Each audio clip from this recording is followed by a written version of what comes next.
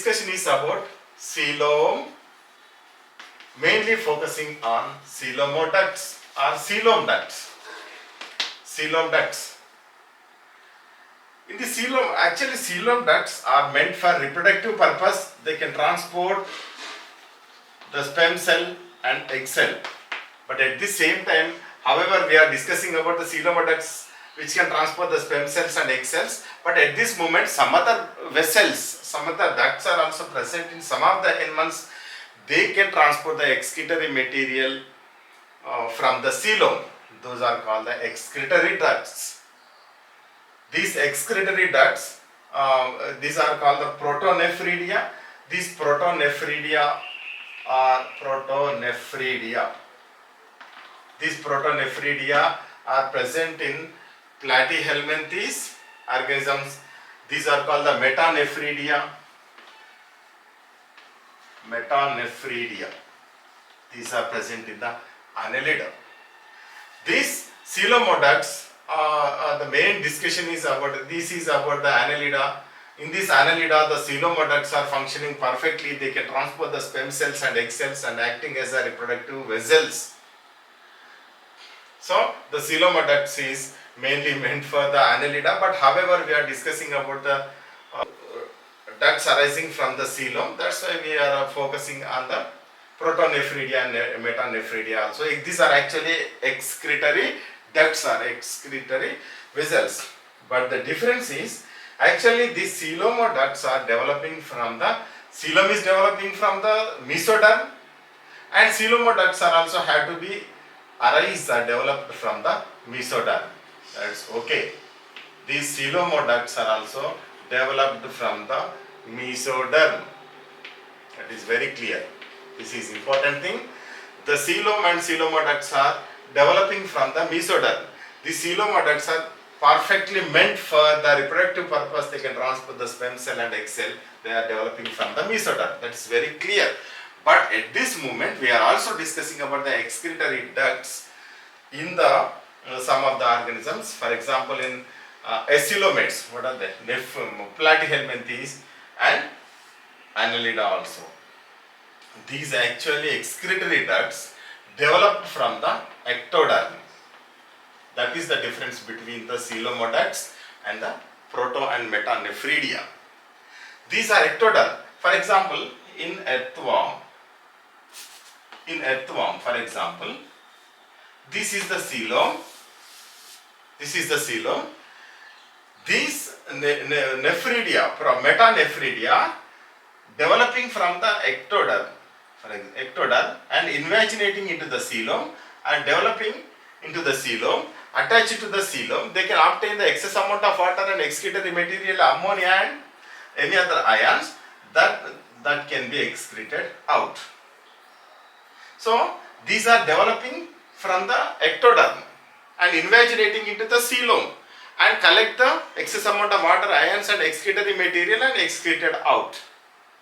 So that is the difference between these. These excretory ducts are developing from the ectoderm, but whereas the reproductive duct or reproductive vessels are developing from the mesodermal layer. These are actually coelomoducts. Now we will discuss about them clearly, about the coelomoducts reproductive purpose, and also we will discuss on the ectodermal origin protonephridia and metanephridia. What are the differences between the proto and metanephridia? Protonephridia are present in the platyhelminthes, metanephridia are present in the leech and earthworm called annelids. So these are the coelomoducts. First we will discuss about the actual coelomoducts which are developing from the mesoderm. In the earthworm, 10th and 11th segments have testes. 2 pairs of testes are present. These testes are responsible to release the sperm cells. And in the 13th segment, 1 pair of ovary are present either side.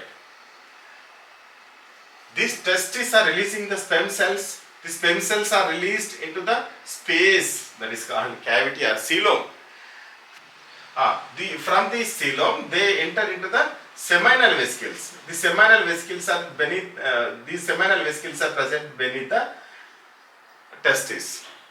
These sperm cells enter into the seminal vesicles. From the seminal vesicles, these sperm cells enter into the coelom. Once again, they can obtain, they are obtained into the vas deferens and transported through the vas deferens through the all segments, almost all segment, and finally they open in the 18th segment towards the ventral side. Because during the copulation, these earthworms are actually hermaphrodite, bisexual animals. One earthworm can give the sperm cells to opposite earthworm, and that earthworm transport the sperm cell into this earthworm, exchanging sperm cells. In this 18th segment, male genital pores open out towards the ventral direction. Male genital pores too are there. So this vas deferens are reproductive ducts transporting the sperm cells. Then ovaries release the ova into the space called the coelom. From the coelom, these are the funnel-like structures. These oviducts. These oviducts can collect the ova and they unite to form the common duct, open in the 14th segment towards the ventral direction only, ventral side only. So during the copulation, what happens? These eggs are released into the clitellum, that is egg sac, and they fertilize with the sperm cells of opposite organisms. So here, these oviducts and the vas deferens, these two are the ducts. This vas deferens can transport the sperm cells.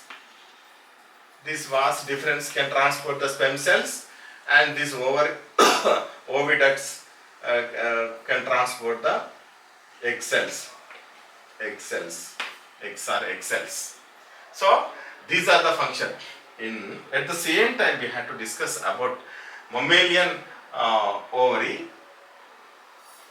Once we will see. These are the uterus. This is vagina. These are the fallopian tubes. These are the two ovaries present in the female organism. Ovaries. This is ovary. Either side, two ovaries are present. These ovaries releases egg. Either this side or this side. During the menstrual cycle, these eggs are released. One egg in 1 month normally. These are the cilia-like structure. These are the cilia-like structure. They can beat always, and they can create something negative pressure on the coelomic fluid.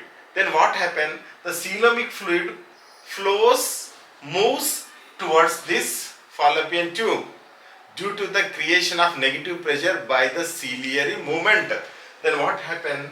These ova enter into this fallopian tube that can be transported to the fallopian tube. If the sperm cells are available, that can fertilized or fused with that sperm cell and forms as the zygote. The zygote continues its journey towards the uterus and attach it to the uterine wall, and that can go throughout the embryonic development. So here the egg cells means eggs are releasing into the space. This is called cavity, coelom or cavity. In this case also, in the earthworm, the eggs or sperm cells are releasing into the space, that is coelom. In female human being, female mammal, the eggs are also releasing into the coelom. Okay, these are the ducts. Fallopian tubes are transporting this. These ducts are also developing from the mesoderm in the mammals. In human beings, these fallopian tubes are actually oviducts, equal to the oviducts of earthworm or leech. These fallopian tubes are also developing from the mesoderm. Means the total reproductive organs are developed from the mesoderm. Either it may be annelid, or it may be human being, or it may be any other organisms. The mesoderm can develop or form the reproductive organs. So in this case, in the human beings or in the mammals, these fallopian tubes are acting as the oviducts, and they can obtaining the egg cell and transporting the egg cell. Okay. Next, So these coelomoducts are developing from the mesoderm. They can transport the sperm cells and egg cells. These two are the best examples for that. Next one is another type of ducts which are developing from the ectoderm. But remember, this is ectoderm. From this ectoderm, the other ducts are developing which are attached to the coelom and can transport the nitrogenous waste material called the ammonia or urea and excess amount of water and ions. Excess amount of water and ions also, if they are in excess form, those are also excretory products, because excess amount of water and ions also should not be there in our body or in any other animal. If it is excess format, that can create lot of problems, asthma, regulatory problems in our body. Then what happens? Those should be excreted out.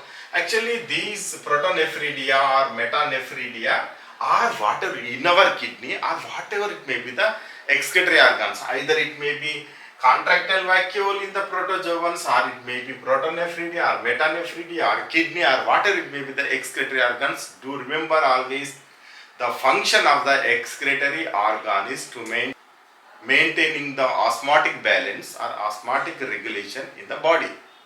The secondary function is excreting the nitrogenous waste material called ammonia, urea, uric acid or guanine, whatever it may be. First function is osmotic regulation, second function is excretion of nitrogenous waste material. In this proto or metanephridia also the same like that. These are the excretory organs. Those are attached to the coelom. Those are attached to the coelom means the coelom is collecting the nitrogenous waste material and excess amount of water and ions from the different tissues or different cells in the body. That's the function. The coelom in platyhelminthes, for example, here I am platyhelminthes is trying planaria, for example. In the planaria,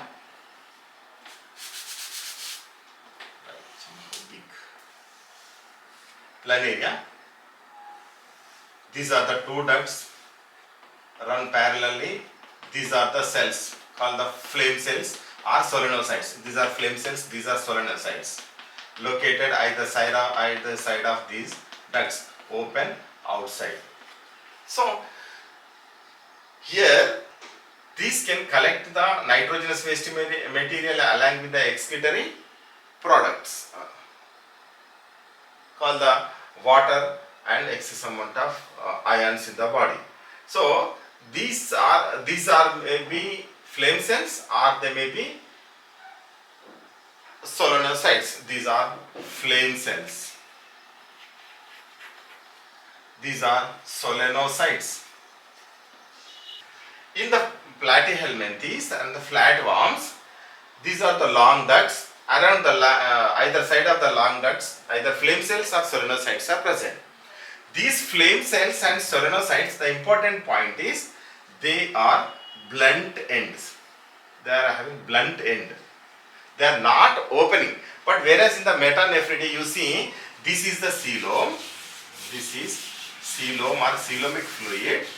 In this coelomic fluid, these metanephridia are opening. Metanephridia are opening. This coelomic fluid directly drunk by this metanephridia, directly enter into this metanephridia because that is opened. But whereas in this protonephridia, flame cells and solenocytes, these flame cells or solenocytes are not open. They are blunt end, like this, blunt end.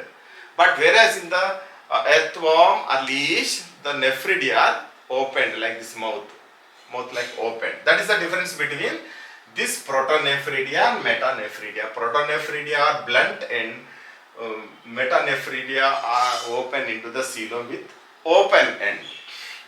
Directly the coelom is enter into this open mouth like structure. Here that is the blunt end. Then if it is the blunt end, how do the coelomic fluid enter into the body of this platyhelminthes or protonephridia? That is the main function here. Here the cilia, here the flagella. Here once again we are discussing about this cilia and flagella. Cilia or flagella moves like this. Here in these flame cells, that cilia moves very fastly like this. It's look like a flame. That's why these are calling as the flame cells. This, due to the movement of this flame-like cilia, what happens? These can create some negative pressure. Due to the creation of this negative pressure from this coelomic or cavity or from this area. From this area, the water or nitrogenous waste material enter into the body, and that can be transported to the common vessel and open outside. So excess amount of water and nitrogenous waste material along with the excess amount of ions are excreted out. Then the main 2 points is these are blunt ends. Due to the creation of cilia or due to the creation of flagella, this excretory material or excess amount of water is entering into the vessels, flame cells or solenocytes. Those can be transported and opens outside. They can excrete like that. But whereas in the nephridia of Annelida, leech and earthworm, this is opening. The opening directly opens into the coelomic fluid. This is coelomic fluid or coelom or coelomic fluid. This transported to the entire nephridia, and nephridia is long structure than this flame cells and solenocytes. Then what happened? This coelomic fluid transported through these long ducts or long vessels. Why these nephridia are very long? Because the fluid is directly entering into this. The total fluid which is entering into this nephridia are not to be excreted completely, because that fluid may contain water, useful materials, amino acids, glucose or useful other organic materials along with the useful ions, sodium, potassium, magnesium, like that. Those ions are also present in them. If they excreted out directly, then what happens? The osmotic regulation is damaged. The earthworm or leech could not be live. Then what happened? Through this long vessel, the fluid transported, the coelomic fluid transported to the long vessel. While it is transporting through the long vessel, what happened? Lot of amount of water, useful materials are reabsorbed into the body once again. Reabsorption, reabsorbed into the body. Few amount of water along with ions, excess amount of ions along with the excretory material, that can be excreted out. The excretory material in these annelids are urea. That urea can be excreted out. Either the structure of the nephridia may be somehow different in different nephridia. For example, integumentary nephridia, pharyngeal nephridia and segmental nephridia. Those are 3 types of nephridia present in the pheretima, postma, earthworm. But the outline structure is this. They are all metanephridia, which can open into the coelom, collect the coelomic fluid and transport the coelomic fluid through the long nephridial vessel and reabsorb the water, useful water and the minerals into the body, and excrete out the excess amount of water, ions and nitrogenous waste material. This is somehow developed than this protonephridia. Protonephridia are evolved as a metanephridia.